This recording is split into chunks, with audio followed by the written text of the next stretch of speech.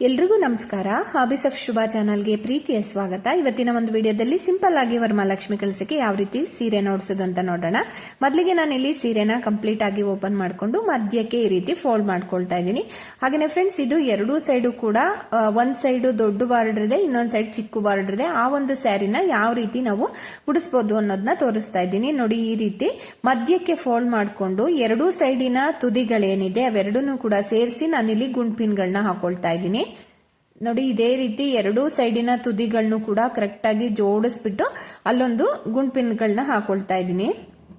Friends, ಇದೇ ರೀತಿ ನಾವು ಎಷ್ಟು ನೆರಿಗೆಗಳು ಮಾಡ್ಕೊಳ್ತೀವಿ ಅಲ್ಲಿವರೆಗೂ ಕೂಡ ನಾವು ಇದೇ ರೀತಿ ಎರಡೂ ಸೈಡಿನ ತುದಿಗಳನ್ನು ಕೂಡ ಜೋಡಿಸ್ಕೊಂಡು, ಅಂದ್ರೆ ಎರಡೂ ಸೈಡಿನ ಬಾರ್ಡರ್ ಏನಿದೆ ಅದನ್ನ ಜೋಡಿಸ್ಕೊಂಡು ಹೀಗೆ ಟೈಟ್ ಆಗಿ ಹಿಡ್ಕೊಂಡು ಗುಂಡ್ಪಿನ್ಗಳನ್ನ ಹಾಕೋಬೇಕಾಗುತ್ತೆ. ಫ್ರೆಂಡ್ಸ್, ನೀವೇನಾದ್ರೂ ಬಿಗಿನರ್ಸ್ ಆಗಿದ್ರೆ ಈ ರೀತಿ ಮಾಡಿ, ಅಥವಾ ನಿಮಗೆ ಪ್ರಾಕ್ಟೀಸ್ ಇದೆ ಅಂತ ಹೇಳಿದ್ರೆ ಹಾಗೇನೆ ಮಧ್ಯಕ್ಕೆ ಸೀರೆನ ಫೋಲ್ಡ್ ಮಾಡ್ಕೊಂಡು ನೀವು ನೆರಿಗೆನ ಮಾಡಬಹುದು.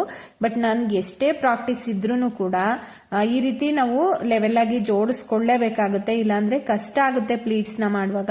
ನೋಡಿ, ಅದಕ್ಕೋಸ್ಕರ ನಾನಿಲ್ಲಿ ಹೀಗೆ ಒಂದು 7 ರಿಂದ 8 ಗುಂಡ್ಪಿನ್ಗಳನ್ನ ಇದೇ ರೀತಿ ಟೈಟ್ ಆಗಿ ಹಿಡಿದು ಹಾಕೊಳ್ತಾ ಇದ್ದೀನಿ, ಈ ರೀತಿ ಎಡ್ಜ್ ಅಲ್ಲಿ.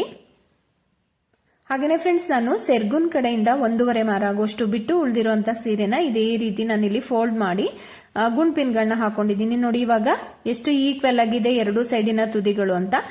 ನೆಕ್ಸ್ಟ್ ನಾನಿಲ್ಲಿ ಪ್ಲೀಟ್ಸ್ ನ ಮಾಡ್ಕೊಳ್ತಾ ಇದ್ದೀನಿ. ಎಲ್ಲಾ ಪ್ಲೀಟ್ಸ್ ಕೂಡ ಈಕ್ವಲ್ ಆಗಿರ್ಬೇಕು, ಆ ರೀತಿ ನೀವು ನೆರಿಗೆಗಳನ್ನ ಮಾಡ್ಕೊಳ್ತಾ ಹೋಗ್ಬೇಕಾಗುತ್ತೆ. ಫ್ರೆಂಡ್ಸ್, ನೀವೇನಾದ್ರೂ ಬಿಗಿನರ್ಸ್ ಆಗಿದ್ರೆ ಒಂದು 7 ರಿಂದ 8 ನೆರಿಗೆಗಳಾದ ತಕ್ಷಣ ಕರೆಕ್ಟ್ ಆಗಿ ಎರಡೂ ಸೈಡಿನ ನೆರಿಗೆಗಳನ್ನು ಕೂಡ ಜೋಡಿಸ್ಬಿಟ್ಟು ಕ್ಲಿಪ್ಗಳನ್ನ ಹಾಕೊಳ್ತಾ, ಎರಡೂ ಸೈಡು ಕೂಡ ಕ್ಲಿಪ್ಗಳನ್ನ ಹಾಕೊಳ್ತಾ ಸೆಕ್ಯೂರ್ ಮಾಡ್ಕೊಬಿಟ್ಟು ಉಳಿದಿರುವಂತಹ ನೆರಿಗೆಗಳನ್ನ ನೀವು ಕಂಟಿನ್ಯೂ ಮಾಡಬೇಕಾಗುತ್ತೆ. ನೋಡ್ತಿದ್ದೀರಲ್ಲ, ಹೀಗೆ ಒಂದು 7 ರಿಂದ 8 ನೆರಿಗೆಗಳಾದ ತಕ್ಷಣ ಎರಡೂ ಸೈಡ್ ಅಲ್ಲೂ ಕೂಡ ನೆರಿಗೆಗಳನ್ನ ಜೋಡಿಸ್ಬಿಟ್ಟು ಅಲ್ಲಿ ಕ್ಲಿಪ್ಗಳನ್ನ ಹಾಕೋಬಿಡಿ. ಎರಡೂ ಸೈಡ್ ಅಲ್ಲಿ ನಾವು ಎಷ್ಟು ನೆರಿಗೆಗಳು ಮಾಡಿರ್ತೀವಿ ಅಷ್ಟು ನೆರಿಗೆಗಳನ್ನು ಕೂಡ ಸೇರಿಸ್ಬಿಟ್ಟು ಕ್ಲಿಪ್ ಅನ್ನು ಹಾಕೊಂಡು ನೆಕ್ಸ್ಟ್ ಉಳಿದಿರೋಂತ ಪ್ಲೀಟ್ಸ್ ಏನಿರುತ್ತೆ ಅದನ್ನು ಕೂಡ ನಾನಿಲ್ಲಿ ಕಂಟಿನ್ಯೂ ಮಾಡ್ತಾ ಇದ್ದೀನಿ. ಫ್ರೆಂಡ್ಸ್, ನಾನು ಮುಂಚೆನೆ ಹೇಳ್ದಂಗೆ ಸೆರ್ಗುನ್ ಕಡೆಯಿಂದ 1.5 ಮಾರ ಆಗೋಷ್ಟು ಫಸ್ಟ್ ಬಿಟ್ಟು ಆಮೇಲೆ ಈ ರೀತಿ ಪ್ಲೀಟ್ಸ್ ನ ಮಾಡ್ಕೋಬೇಕಾಗುತ್ತೆ. ನೋಡಿ, ಇವಾಗ ನಾನು ಇಲ್ಲಿ ನೆರಿಗೆಗಳನ್ನ ಕಂಟಿನ್ಯೂ ಮಾಡ್ಕೊಂಡು ಸೆರ್ಗುನ್ ಕಡೆಯಿಂದ 1.5 ಮಾರ ಆಗೋಷ್ಟು ಬಿಟ್ಟು ಅಲ್ಲಿಗೆ ಕ್ಲಿಪ್ ಅನ್ನು ಹಾಕೊಂಡಿದ್ದೆ. ಅಲ್ಲಿವರೆಗೂ ಕೂಡ ಇದೇ ರೀತಿ ನಾನು ಇಲ್ಲಿ ನೆರಿಗೆಗಳನ್ನ ಮಾಡ್ಕೊಂಡಿದ್ದೀನಿ. ನೋಡಿ, ನೆರಿಗೆಗಳೆಲ್ಲ ಮಾಡ್ಕೊಂಡಿದ್ದಾದ್ಮೇಲೆ ಒಂದ್ಸಲ ಪ್ರೆಸ್ ಮಾಡಿ ನೀಟಾಗಿ ಎಲ್ಲಾ ಪ್ಲೀಟ್ಸ್ ಕೂಡ ಕೂತ್ಕೊಳ್ಳುತ್ತೆ. ನೆಕ್ಸ್ಟ್ ನೋಡಿ, ಇವಾಗ ಮೇಲ್ಭಾಗದಲ್ಲಿ ಇರ್ತಕ್ಕಂಥ ನೆರಿಗೆಗಳೇನಿದೆ ಅದನ್ನ ಕರೆಕ್ಟ್ ಆಗಿ 1 by 1 ಬರಬೇಕು, ಆ ರೀತಿ ಜೋಡಿಸ್ಕೊಳ್ತಾ ಇದ್ದೀನಿ. ನೋಡಿ, ಈ ರೀತಿ ನಾವಿಲ್ಲಿ ಬಾಕ್ಸ್ ಮೇಲೆ ನೆರಿಗೆಗಳನ್ನ ಸ್ಪ್ರೆಡ್ ಮಾಡೋದ್ರಿಂದ ಈ ರೀತಿ 1 by 1 ಬರೋ ರೀತಿನಲ್ಲಿ ಫಸ್ಟ್ ನಾವು ಪ್ಲೀಟ್ಸ್ ನ ಅರೇಂಜ್ ಮಾಡ್ಕೊಂಡ್ರೆ ತುಂಬಾನೇ ಈಸಿ ಆಗುತ್ತೆ ಬಾಕ್ಸ್ ಮೇಲೆ ಸ್ಪ್ರೆಡ್ ಮಾಡೋದಿಕ್ಕೆ. ಅದಕ್ಕೋಸ್ಕರ ನಾನಿಲ್ಲಿ ಹೀಗೆ 1 by 1 ಬರಬೇಕು, ಆ ರೀತಿ ನೆರಿಗೆಗಳನ್ನ ಜೋಡಿಸ್ಕೊಳ್ತಾ ಇದ್ದೀನಿ. ನೆಕ್ಸ್ಟ್ ನಾನು ಇದನ್ನ ಜೂಮ್ ಮಾಡಿ ನಾನು ಯಾವ ರೀತಿ ನೆರಿಗೆಗಳನ್ನ ಅರೇಂಜ್ ಮಾಡ್ಕೊಂಡಿದ್ದೀನಿ ಅಂತ ಕೂಡ ತೋರಿಸ್ತೀನಿ. ನೋಡಿ, ಇವಾಗ ಈ ರೀತಿ ಹೀಗೆ ಒಂದು 4 ರಿಂದ 5 ನೆರಿಗೆಗಳು ಬರಬೇಕು, ಆ ರೀತಿ 1 by 1 ಇರಬೇಕು ಪ್ರತಿಯೊಂದು ನೆರಿಗೆಗಳು. ಆ ರೀತಿ ಜೋಡಿಸ್ಕೊಂಡು ನೀವು ಕ್ಲಿಪ್ಗಳನ್ನ ಹಾಕೋಬೇಕಾಗುತ್ತೆ. ಒಂದು 4 ಕ್ಲಿಪ್ ಅನ್ನ ಬಳಸಿದೀನಿ ಫ್ರೆಂಡ್ಸ್ ನಾನಿಲ್ಲಿ. ನೋಡಿ, ಈ ತರ ಒಂದು 5 ರಿಂದ 6 ಅಥವಾ 4 ರಿಂದ 5 ನೆರಿಗೆಗಳನ್ನ ಹಿಡಿದ್ಬಿಟ್ಟು ನೀವು ಕ್ಲಿಪ್ಗಳನ್ನ ಹಾಕೊಂಡ್ಬಿಡಿ. ನೋಡಿ, ಈ ರೀತಿ ಕ್ಲಿಪ್ ಅನ್ನೇ ಹಾಕೋಬೇಕು ಫ್ರೆಂಡ್ಸ್. ಇಲ್ಲಿ ಸೇಫ್ಟಿ ಪಿನ್ ಏನು ಹಾಕ್ಲಿಕ್ಕೆ ಹೋಗ್ಬೇಡಿ, ಕ್ಲಿಪ್ ಅನ್ನ ಬಳಸಿದ್ರೆ ಸಾಕಾಗುತ್ತೆ.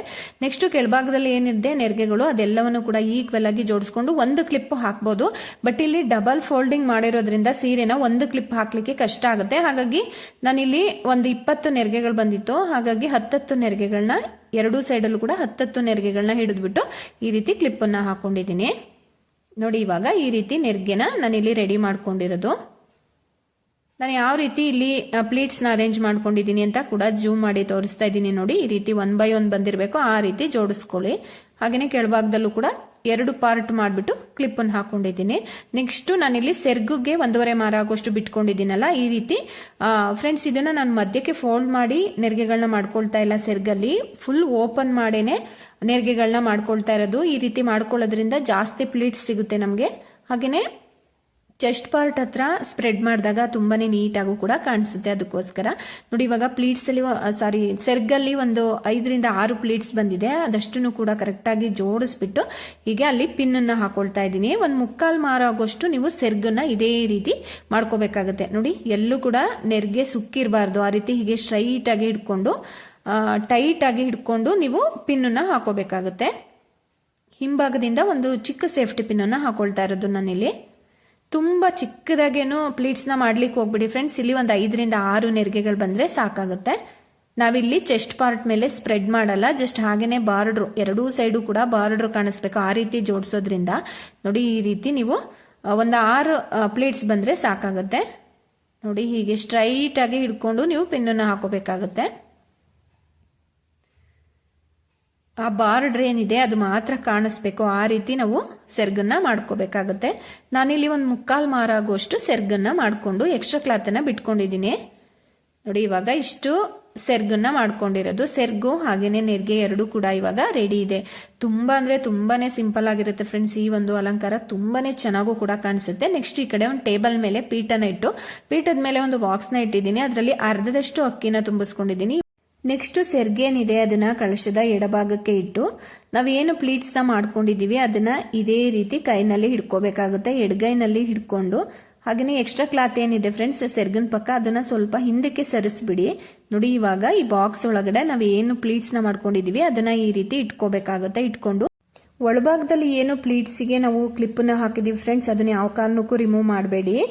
ಈ ಕೆಳಭಾಗದಲ್ಲಿ ಅಂದ್ರೆ ಬಾರ್ಡರ್ ಹತ್ರ ನಾವು ಕ್ಲಿಪ್ ನ ಹಾಕೊಂಡಿರ್ತೀವಲ್ಲ ಎರಡು, ಅದನ್ನ ಮಾತ್ರ ತೆಗೆದ್ಬಿಟ್ಟು ನಾನಿಲ್ಲಿ ಈ ರೀತಿ ನೆರಿಗೆಗಳನ್ನ ಪೀಠದ ಸುತ್ತನೂ ಕೂಡ ನಾನಿಲ್ಲಿ ಜೋಡಿಸ್ಕೊಳ್ತಾ ಇದ್ದೀನಿ.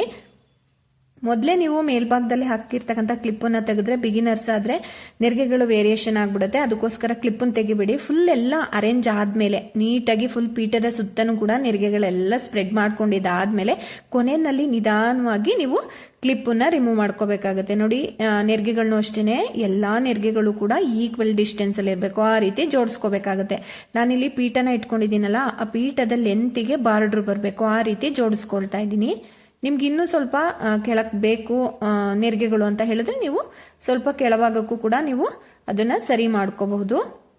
ಹಾಗೇನೆ ಫ್ರೆಂಡ್ಸ್ ಸುತ್ತನೂ ಕೂಡ ಎಲ್ಲಾ ಪ್ಲೀಟ್ಸ್ ಕೂಡ ಈಕ್ವಲ್ ಆಗಿರ್ಬೇಕು, ಆ ರೀತಿ ನೋಡ್ಕೊಳ್ಳಿ. ರೈಟ್ ಸೈಡ್ ಅಲ್ಲಿ ಲೆಫ್ಟ್ ಸೈಡ್ ಅಲ್ಲಿ ಎರಡೂ ಸೈಡ್ ಅಲ್ಲೂ ಕೂಡ ಈಕ್ವಲ್ ಆಗಿರ್ಬೇಕು, ಆ ರೀತಿ ಜೋಡಿಸ್ಕೋಬೇಕಾಗುತ್ತೆ. ನೋಡಿ ಇವಾಗ ಕ್ಲಿಪ್ ನ ನಿಧಾನವಾಗಿ ರಿಮೂವ್ ಮಾಡ್ಕೋಬೇಕಾಗುತ್ತೆ. ನಾನು ಇಲ್ಲಿ 4 ಕ್ಲಿಪ್ ಹಾಕಿದ್ದೆ ಅಲ್ವಾ, ಅಷ್ಟನ್ನು ಕೂಡ ರಿಮೂವ್ ಮಾಡ್ಕೊಂಡಿದ್ದೀನಿ. ನೋಡಿ ಇವಾಗ ನಾನು ಯಾವ ರೀತಿ ಪ್ಲೀಟ್ಸ್ ನ ಅರೇಂಜ್ ಮಾಡಿದ್ದೀನಿ ಅಂತ ಕೂಡ ನಾನು ಇಲ್ಲಿ ತೋರಿಸ್ತಾ ಇದ್ದೀನಿ. ನೋಡಿ ಈ ರೀತಿ ನಾನಿಲ್ಲಿ ಎಲ್ಲಾ ನೆರಿಗೆಗಳನ್ನು ಕೂಡ ನಾನಿಲ್ಲಿ ಸ್ಪ್ರೆಡ್ ಮಾಡ್ಕೊಂಡಿರೋದು. ನೆಕ್ಸ್ಟ್ ಇದ್ರ ಮೇಲೆ ಚಿಕ್ಕದೊಂದು 8 ಇಂಚಿನ ಬಿಂದಿಗೆನ ಇಟ್ಕೊಳ್ತಾ ಇದ್ದೀನಿ. ಅದಕ್ಕೆ ಗಟ್ಟಿಯಾಗಿ ಸ್ಟಿಕ್ ನ ಕಟ್ಕೊಂಡಿರ್ಬೇಕಾಗುತ್ತೆ. ಹಾಗೇನೆ ಫ್ರೆಂಡ್ಸ್ ಇದು ಬ್ಲೌಸ್ ಪೀಸು, ಇದನ್ನ ಈ ರೀತಿ 4 ಫೋಲ್ಡಿಂಗ್ ಮಾಡಿಕೊಂಡು ನಿಮ್ಗೆ ಬಿಂದಿಗೆ ಜಸ್ಟ್ ಕವರ್ ಆಗಬೇಕು ಆ ರೀತಿ ನೋಡ್ಕೊಂಡು ನೀವು ಹಿಂದೆಯಿಂದ 1 2 ರಿಂದ 3 ಸೇಫ್ಟಿ ಪಿನ್ ಅನ್ನ ಹಾಕೊಂಡು ಆ ಬಿಂದಿಗೆನ ಕವರ್ ಮಾಡ್ಕೊಳ್ಳಿ ಅಷ್ಟೇನೆ. ನೋಡಿ ಈ ರೀತಿ ಕವರ್ ಮಾಡ್ಕೊಳ್ತಾ ಇದ್ದೀನಿ. 1 2 ರಿಂದ 3 ಪಿನ್ ಅನ್ನ ಹಾಕೊಂಡು ನೀಟಾಗಿ ಕವರ್ ಮಾಡ್ಕೋಬೇಕಾಗುತ್ತೆ. ಎಲ್ಲೂ ಕೂಡ ಒಂದು ಬ್ಲೌಸ್ ಪೀಸ್ ಆಗ್ಲಿ ಸ್ಯಾರಿ ಆಗ್ಲಿ ಎಲ್ಲೂ ಕೂಡ ಸುಕ್ಕದಂಗಿರಬಾರ್ದು, ಆ ರೀತಿ ನೀಟಾಗಿ ನೀವು ಫಿನಿಶಿಂಗ್ ಮಾಡಬೇಕಾಗುತ್ತೆ. ನೋಡಿ ಇವಾಗ ನಾನು ಇಲ್ಲಿ ಬ್ಲೌಸ್ ಪೀಸ್ನು ಅಷ್ಟೇನೆ ಎಲ್ಲೂ ಕೂಡ ಬ್ಲೌಸ್ ಪೀಸ್ ಕ್ಲಾತ್ ಆಗ್ಲಿ ವೇರಿಯೇಷನ್ ಇರಬಾರ್ದು, ಆ ರೀತಿ ನೀಟಾಗಿ ಅದನ್ನ ಕವರ್ ಮಾಡ್ಕೊಂಡಿದ್ದೀನಿ ಬಿಂದಿಗೆನ. ಇವಾಗ ಸೆರ್ಗೇನಿದೆ ಫ್ರೆಂಡ್ಸ್ ಇದನ್ನ ಸೆರ್ಗುನ ನಾವು ಹಾಕೋಬೇಕಾಗುತ್ತೆ. ನೋಡಿ ಸೆರ್ಗ್ಗೆ ನಾವಿಲ್ಲಿ 1.5 ಮಾರ ಆಗುವಷ್ಟು ಬಿಟ್ಕೊಂಡಿದ್ವಲ್ಲ, ನೋಡಿ ಎಷ್ಟು ಲೆಂತ್ ಇದೆ ಅಂತ ಸೆರ್ಗು. ನೋಡಿ ಇವಾಗ ಇದನ್ನ ಎಡಭಾಗದ ಭುಜದ ಮೇಲೆ ಈ ರೀತಿ ಫಸ್ಟ್ ಹಾಕೋಬೇಕು. ಮತ್ತೆ ಬಲಭಾಗದಲ್ಲಿ ರೈಟ್ ಸೈಡ್ಗೆ ಉದ್ದ ಇರಬೇಕು ನೆರಿಗೆ, ಆ ರೀತಿ ನೋಡ್ಕೊಳ್ಳಿ. ನಾನು ಇಲ್ಲಿ ತೋರಿಸ್ತಾ ಇದ್ದೀನಲ್ಲ ಹೀಗೆ ಎರಡೂ ಸೈಡ್ ಅಲ್ಲೂ ಕೂಡ ಇದೇ ರೀತಿ ಬರುತ್ತೆ ನೆರಿಗೆಗಳು. ಅಲ್ಲಿ ಕರೆಕ್ಟಾಗಿ ಪ್ಲೀಟ್ಸ್ ಏನಿರುತ್ತೆ ಅದನ್ನ ಅರೇಂಜ್ ಮಾಡ್ಕೊಂಡು ಅಲ್ಗೊಂದು ಪಿನ್ ಅನ್ನು ಹಾಕೊಳ್ಳಿ. ನೋಡಿ ಪಿನ್ ಅನ್ನು ಹಾಕೊಂಡು ಅಲ್ಲಿ ಲಾಸ್ಟ್ ನೆರಿಗೆ ಇರುತ್ತಲ್ಲ ಫ್ರೆಂಡ್ಸ್ ಅದಕ್ಕೆ ಸೇರಿಸಿ ಬೇಕಿದ್ರು ನೀವು ಹಾಕೋಬಹುದು. ನೋಡಿ ಉಳ್ದಿರೋಂತ ಹಿಂಭಾಗದಲ್ಲಿ ಏನ್ ನೆರಿಗೆ ಇದೆ ಅದನ್ನ ಈ ರೀತಿ ಮುಂಭಾಗಕ್ಕೆ ತಗೊಂಡ್ ಬಂದು ಈ ರೀತಿ ಲೆಫ್ಟ್ ಸೈಡಿಗೆ ಹಾಕೊಳ್ತಾ ಇದ್ದೀನಿ. ರೈಟ್ ಸೈಡ್ ಅಲ್ಲಿ ಮತ್ತೆ ಲೆಫ್ಟ್ ಸೈಡ್ ಅಲ್ಲಿ ಎರಡೂ ಸೈಡ್ ಅಲ್ಲೂ ಕೂಡ ಸೆರ್ಗು ಈಕ್ವಲ್ ಆಗಿರ್ಬೇಕು. ದೇವಿ ಪದ್ಮಾಸನದಲ್ಲಿ ಕೂತಿರುವ ಒಂದು ಅಲಂಕಾರದ ರೀತಿ ಕಾಣಿಸ್ಬೇಕು, ಅದಕ್ಕೋಸ್ಕರ ನಾನಿಲ್ಲಿ ಈ ರೀತಿ ಜೋಡಿಸ್ಕೊಳ್ತಾ ಇದ್ದೀನಿ ಸೆರ್ಗನ್ನ. ನೋಡಿ ರೈಟ್ ಸೈಡ್ ಅಲ್ಲಿ ಯಾವ ರೀತಿ ಫೋಲ್ಡ್ ಮಾಡ್ದಂಗಿದೆ ಈ ಲೆಫ್ಟ್ ಸೈಡ್ ಅಲ್ಲೂ ಕೂಡ ಇದೇ ರೀತಿ ಫೋಲ್ಡ್ ಮಾಡ್ಕೋಬೇಕಾಗತ್ತೆ. ಹೀಗೆ ಸ್ವಲ್ಪ ಫೋಲ್ಡ್ ಮಾಡಿಬಿಟ್ಟು ಅಲ್ಲೊಂದು ಪಿನ್ ಅನ್ನು ಹಾಕೊಂಡಿದ್ದೀನಿ.